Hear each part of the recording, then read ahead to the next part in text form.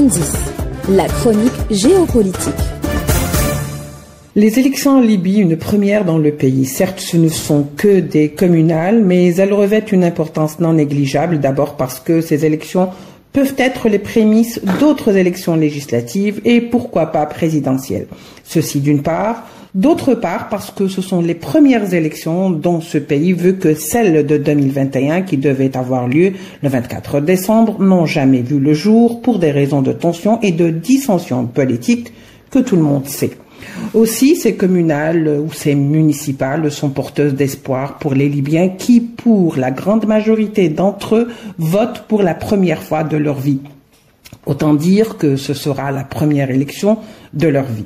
Le scrutin a concerné plus d'un tiers des communales du pays et près de 200 000 électeurs. Ce scrutin s'est tenu à son tour pour la première fois dans de bonnes conditions et depuis une bonne décennie, depuis l'assassinat de feu Muammar Kadhafi en 2011.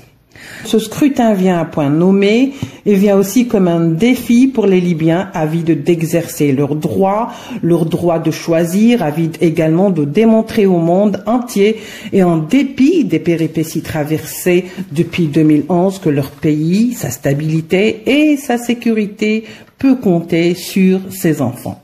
La démocratie commence aussi par ce sentiment de responsabilité que les Libyens ont eu en organisant ces élections communales, des élections qui envoient un message très fort que l'exercice démocratique existe en Libye, contrairement à tous les détracteurs de ce pays.